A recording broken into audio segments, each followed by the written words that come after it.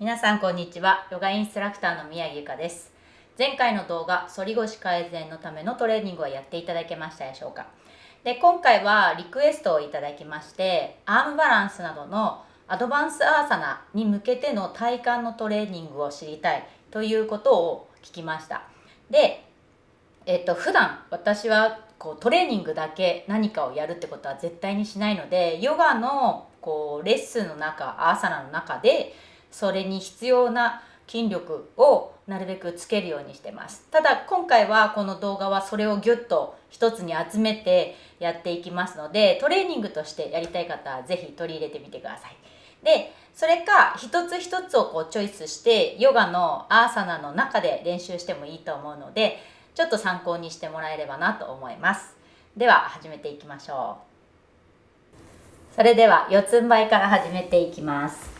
まず、アドバンスアーサナ、アームバランスとか逆立ち系のアーサナで必要なのが、肩甲骨を開く、背骨から肩甲骨を離していく、開くっていう筋力と、あとちょっと背中の上の方を丸めるというか、胴体を屈曲させる、肋骨を軽く閉じていく、これをセットに使うのがすごく重要になります。なのでそういう動きがちょっと今日は多くなります。まず四つん這いになりましょう。で、いつもレッスンでもやっていますキャットポーズをやってみましょう。キャットポーズは背中を天井の方へと押し上げて、お腹を薄く腰を丸めていきます。これも肩がすくんでいくんじゃなくて、少し脇を締めて小指側の付け根で押すようなイメージで丸めてます。もう一回四つん這い。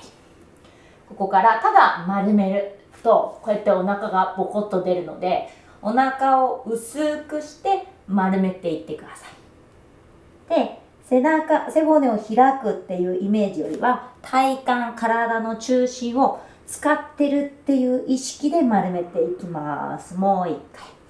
背筋を伸ばしてから、みぞおちを押し上げていって、背骨全体を屈曲、体胴体を丸めていきます。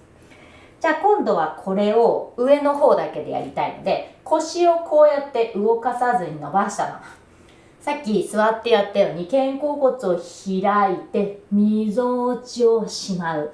少し背中の上の方だけ丸めてみてください。で、戻る。背中の上の方を丸める。これをやるときに腰を一緒に動かさないで、お尻、左右の座骨は後ろに伸ばしたまま、みぞおちからお辞儀、肩甲骨を開く。戻す。これをセットでやってください。肩甲骨を背骨から離すことと、肋骨のあたりでみぞおちから折れること。戻す。何度か繰り返します。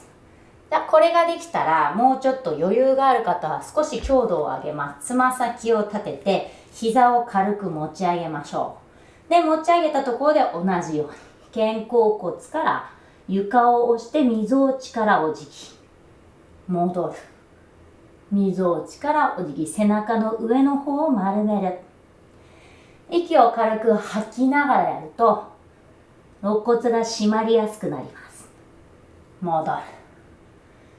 これをまず安定的に、こうやって膝が浮いてるときに、肩がすくんでいかないように、ずーっと自分のことを押し上げて、なおかつ肋骨を閉じれる。で、その筋力をつけてみましょう。で、ここまでできたらもう一段階やってみましょう。じゃあ、パピーポーズ。お尻をかかとの方へ引いて、手を遠く。で、手でマットを押して、首を長くします。そこからダウンドッグポーズに行きます。ダウンドッグに入ったら、ちょっとだけ足を前に出してください。で、キャットポーズと同じようにつま先立ち、で、腰背中を丸めていきます。丸めたまんま、ゆっくりと膝を床の近くまで下ろします。背中が大きく広い状態。で、ゆっくりダウンドッグに戻る。もう一度、つま先立ちから背中、腰を丸めていって、背中が広い状態のまま、膝を床ギリギリのところで止めます。で、戻る。で、これが押し上げる力がないとどうなるかっていうと、この辺りからこう沈んでいっちゃう。自分の肩甲骨が背骨の方に寄ってって体が丸くならない。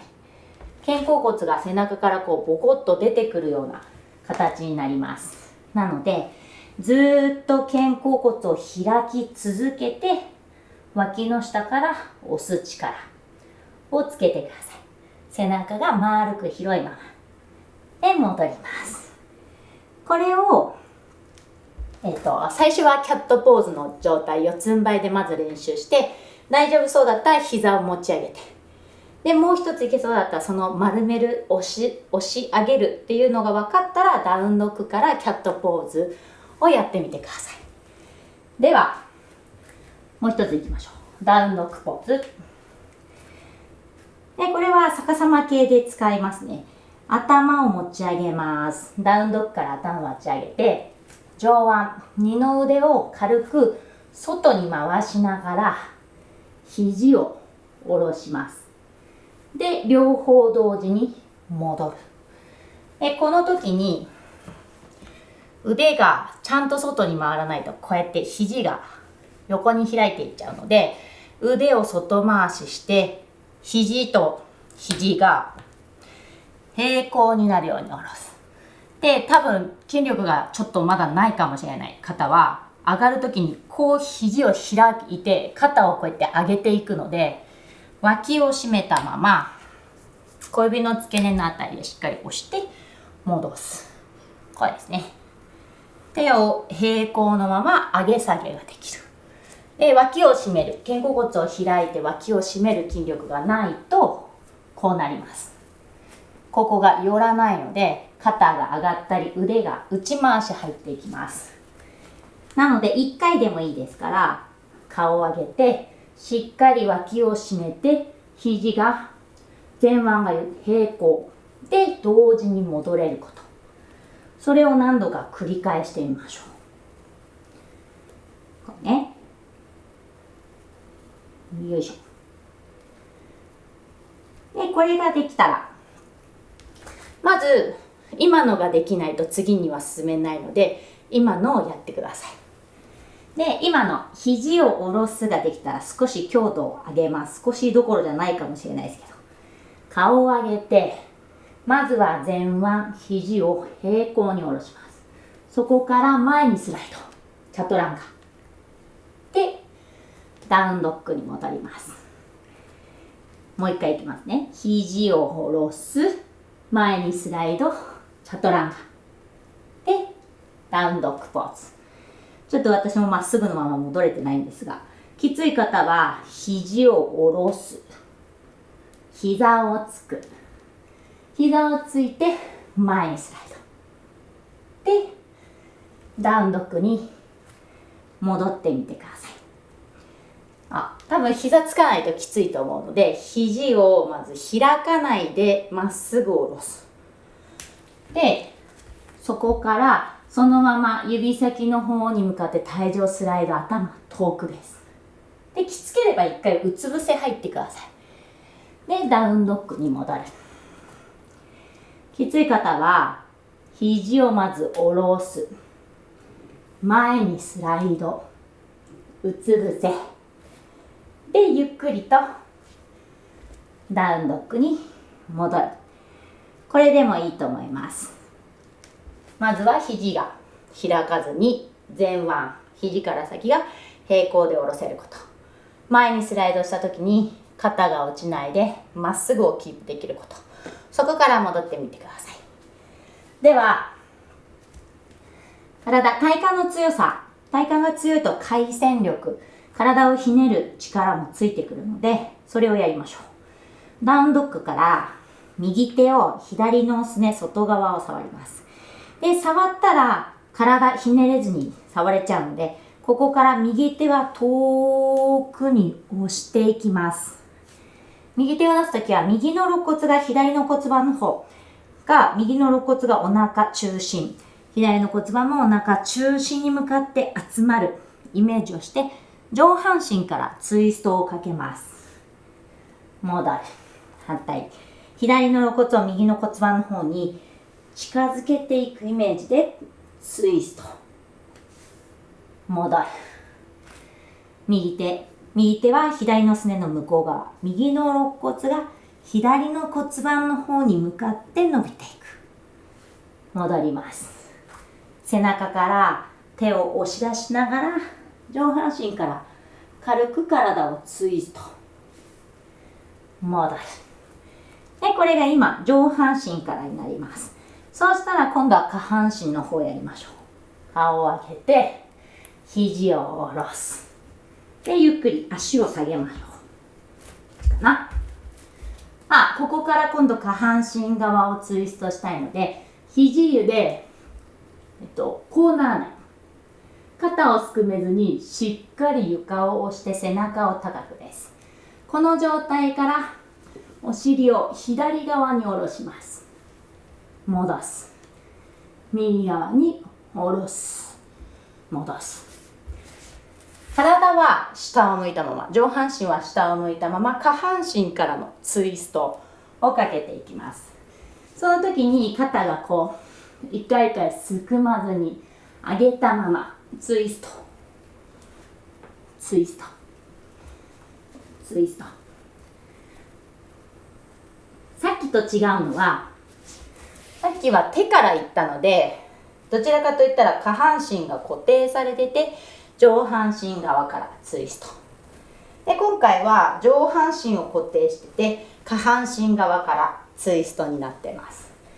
で、下半身側からツイストするのが結構苦手な方が多いんで、ちょっと肘つききついですけど、押して、そこから、よいしょ、骨盤をサイドに下ろす。戻す。サイドに下ろす。戻す。をやってみてください。ではそれをダウンドッグでやります。ダウンドッグポーズ。で、まずは両足つま先立ち。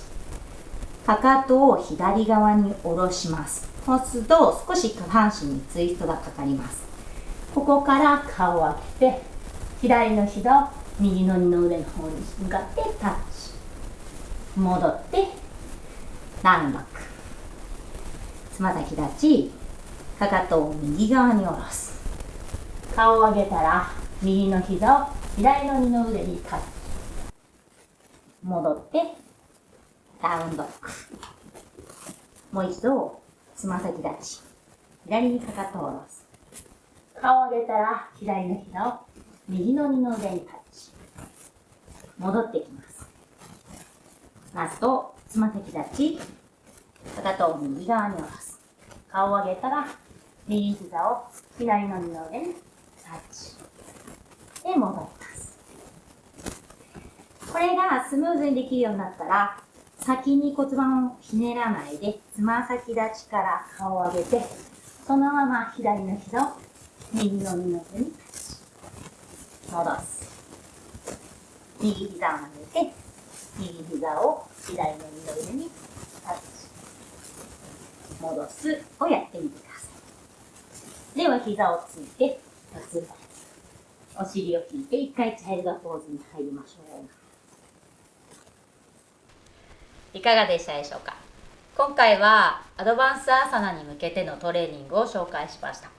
で、一番最初にも言ったように、トレーニングだけをやってもいいんですが、もし何かのアーサナポーズが取れるようになりたいっていう時は、やっぱり基本のアーサナの中で練習するのが一番かと思います。で、その中でどうしても筋力が足りないっていうことにもし自分が気づいたら、例えばキャットポーズの丸くなる時にちょっと膝を上げてみるとか、ダウンドッグからキャットに行くっていうのをまずは取り入れてみてください。で、後半になっていくとちょっと強度が高くなっちゃうので、大きく形が崩れてまでやると肩を痛める原因だったりとか、どこかやっぱり不具合が出てきてしまいます。なので痛めるところまでは絶対にやらないように、トレーニングも少しずつ自分に負荷をかけないと危険になってしまうので、自分の体に合わせてその日のトレーニング内容を決めてみてください。それではまた一緒に練習をしましょう。ありがとうございました。